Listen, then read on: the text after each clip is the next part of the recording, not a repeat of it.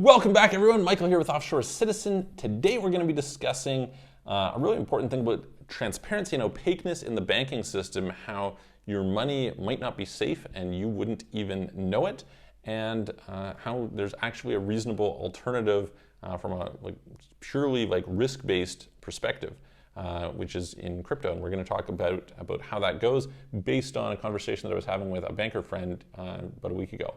So anyway, if you're interested in these subjects, please smash the subscribe button.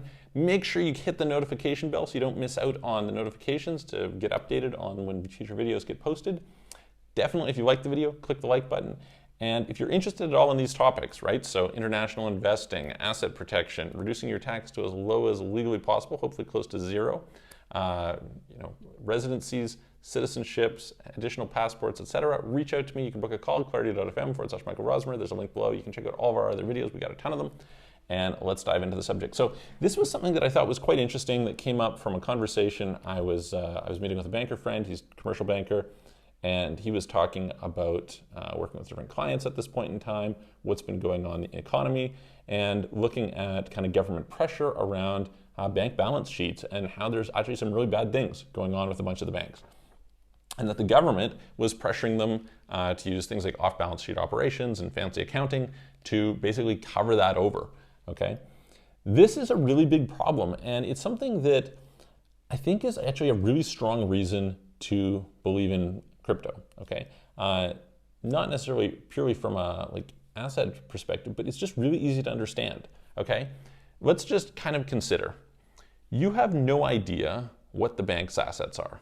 You have no idea what their liabilities are. You have no idea just how good they were at, risk grading, or what their clients are like, or what their creditors are like, et cetera, et cetera, et cetera, right? Banks and banking have become extraordinarily complex. Okay, so there's actually a massive amount of risk over here for banks that is, really hard to understand, frankly. It's one of the reasons we saw, the housing crisis and, the financial meltdown in 2008 was that there was layer upon layer upon layer that was really difficult to unwind, right? So you just think about mortgage-backed securities, right? You say, okay, well, first of all, we have to look at the quality of the mortgages, right?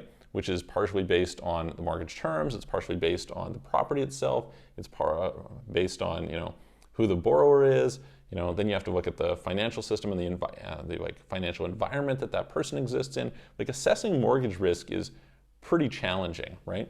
Then you throw on to the fact that there's a whole bunch of fraud, and then you've got to take a look at what are the rating agencies doing, etc. Then you've bundled this all up, and then they're packaged with other ones, and then they get resold, and there's derivatives produced off them, and so on and so forth. By the time this underlying asset and your connection to it are so far removed that it requires really deep, complex study to try and understand. It's not an easy thing to do, right? So in that situation, actually, when you put your money in the bank, it's just really hard to understand what's going on. And I would certainly never recommend somebody has $1 billion in the bank. Probably not in any bank. It's just a crazy place to have your money, given that it's hard to assess the risk, which is one of the reasons why very wealthy people or large institutions may accept negative interest rates as opposed to having their money in bank deposits. I was talking to a client earlier today, and he was talking about banking in Romania and saying, hey, listen, is it good? Is it bad? What's the situation, et cetera? And I'm like, well, I wouldn't store a huge amount of money there. And he's kind of like, well, what's a huge amount of money? So that's really tough. Let's contrast that with something like Bitcoin, right? What is the variable in Bitcoin? Well, you know exactly how much you own, you know exactly the current supply, and you know the exact total supply. That's it. It's very simple. It's very easy to understand. Okay, if you start talking about stable coins, it gets a little bit more complex because are they actually holding sufficient reserves?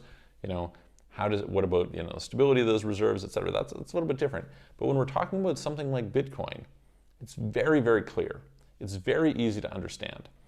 And I think this transparency says something for kind of the desirable future of the financial system. Now, we're going to see actually how things pan out, right? I'm certainly not a Bitcoin maximalist, and I think there's lots to be said that, hey, listen, that's something else.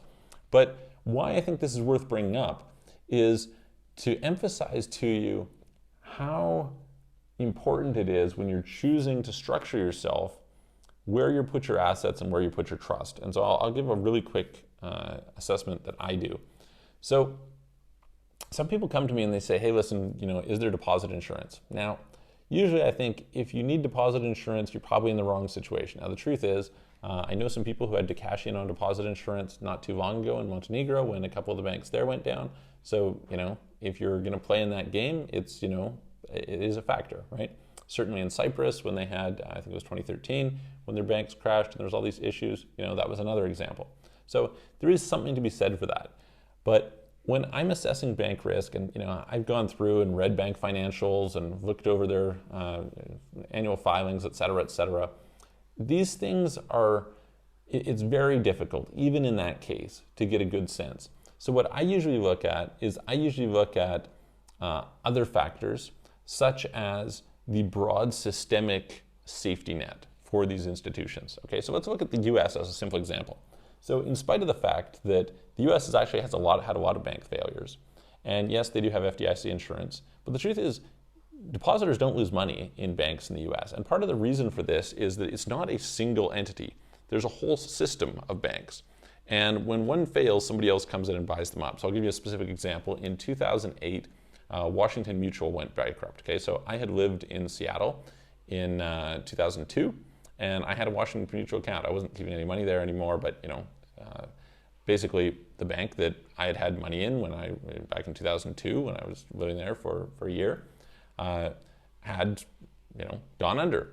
But nobody lost money in Washington Mutual. What happened was they were bought by JP Morgan Chase, and that was that, right? They took over the bank.